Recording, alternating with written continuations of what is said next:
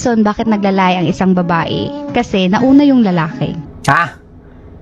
Mga ropa, nakita nyo kung paano ginajustify ng mga babae yung mga kamalian nila. So pag nagsinungaling ka pala sa kanya, gagawin niya rin at ikaw pa rin ang may kasalanan. Alam nyo ba, before, sobrang loyal ko sa past relationship ko. So, kasalanan ng lalaki pag hindi ka na naging loyal? Hindi ba dapat obligasyon mo yun or dapat gawin mo talaga maging loyal pag nasa relasyon ka? Ladies, hindi dapat ganun ang ginagawa nyo. Be accountable. So, pinapatunayan lang nitong babae na to na hindi siya ganun ka-accountable, di ba? And then, nalaman-laman ko lang guys na lumalabas pala siya na hindi ko alam. So, lumalabas lang naman pala eh. Nahuli mo ba? Na may kasamang iba? And then, dun ko na-realize na, bakit? Siya lang ba marunong mag-lie? Siya lang ba marunong magsinungaling? Siya lang ba marunong... Oh, see? Women justify their stupidity. Di ba? Alam mo palang may nagawang mali yung boyfriend mo, and then bakit mo gagayahin? Di ba? So, wala na, pares na kayong mali, wala nang tama. Di ba? Instead na dapat hindi mo gawin yung gawin niya, pakita mo sa kanya na naging loyal ka or naging mabait ka sa kabila ng pagkakamali niya sa'yo, nandun ka pa rin sa kabila na nagawa niya sa'yo, pero ang ginawa mo, ginaya mo yung ginawa niya. So, pares na kayo mali, di ba? Siya lang ba marunong mag-party na hindi ko alam? Pero if your partner really loves you, hindi yan sila mag-cheat. Ang babae sobrang loyal. Pero Naku. Huwag yung gamitin yung lagi. Ito mga ropa, ginagamit lagi ng mga kababaihan yung salitang, if a guy really loves you, he will do everything, he will accept you, kahit na ano man yung nakaraan mo. That's fucking bullshit. Hindi pwede na mahalin lang kayo at yun lang ang gusto nyo.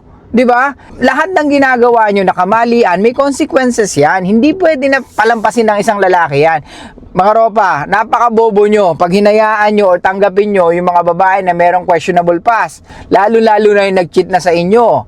Di ba? Hindi nyo dapat ginagawa yun sa sarili nyo. Dahil talon-talo kayo. Uulitin ko, hindi tayo nandito para mahalin sila at i-accept sila ng buong buo kung alam mo sa sarili mo na meron silang questionable past or nag-cheat sila. Hindi pwedeng laging idadahilan ng babae na kung mahal ka talaga ng lalaki, gagawin niya ang lahat para sa'yo. Isang malaking kabobohan. Kahit mahal mo ang isang babae, dapat nandun ka pa rin sa pagiging sane mo o yung pagiging matino mo or pagiging logical mo or pagiging rational mo. Okay? Hindi ka dapat nagpapadaig or nagpapasakop or naruruled ka ng emotions mo. Hindi tayo dapat gano'n mga roba kasi tayo ang talo. Di ba?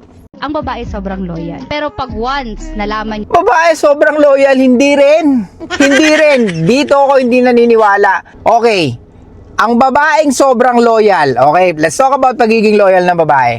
Ang babaeng sobrang loyal ay hindi nababase dahil mahal na mahal ka ng lalaki or walang maling nagawa yung lalaki sa'yo.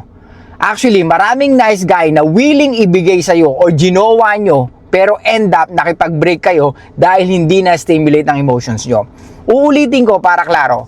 Hindi ako naniniwala na pag ang babae nasa relationship, napaka-loyal nyo. Okay? The only time na magiging loyal ang isang babae ay pag siya na ang naghahabol sa lalaki at lalong-lalo na pag mataas na ang attraction niya at ang interest niya sa lalaki o yung mga babae na willing mag-break ng rules. Okay? Ano yung rules na yon?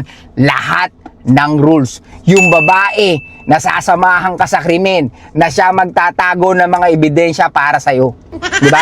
Na kahit nakakulong ka, patuloy siyang pupunta ron para bigyan ka ng pagkain, para alagaan ka, para i-update ka sa mga nangyayari sa labas. Ganon ang babae. Kumbaga nakagawa kayo ng krimen, kasama mo yun magtatago ng ebidensya. Ganon ang babae na talagang loyal sa lalaki. Okay, I'm just exaggerating. Pero that's the best example. Yung mga ganong babae na talagang pagtatakpan lahat, ipaglalaban ka sa lahat, tatalikuran niya yung mga bagay na alam niya makakasagabal sa inyong relasyon, gagawin niya. Yun ang babaeng mataas at loyal sa lalaki.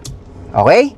pero pag once nalaman niya, paulit-ulit mong ginagawa yan, lalaki ka, sorry ka na lang, yung partner mo, hindi na talaga yan magiging loyal kung gaano siya ka-loyal nung first Wow, ano to, threat?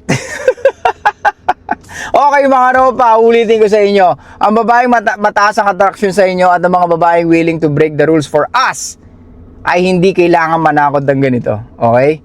Kasi it shows lang na yung ganito mga babae, ang mga naging boyfriend niya ay puro placeholder boyfriend. Okay?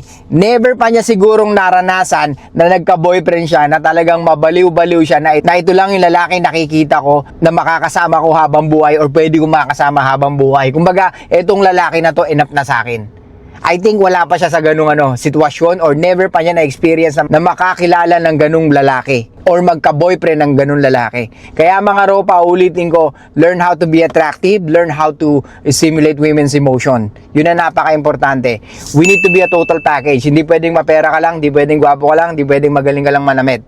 Okay? Kailangan alam mo kung paano mag-stimulate ng emotions ng babae. Kailangan alam mo kung paano magplano ng date. Alam mo kung paano gumawa ng conversation sa mga babae. At alam mo kung paano sila kausapin base sa kanilang nararamdaman. Okay? Yeah, I know it's very tiring and it's very stressful.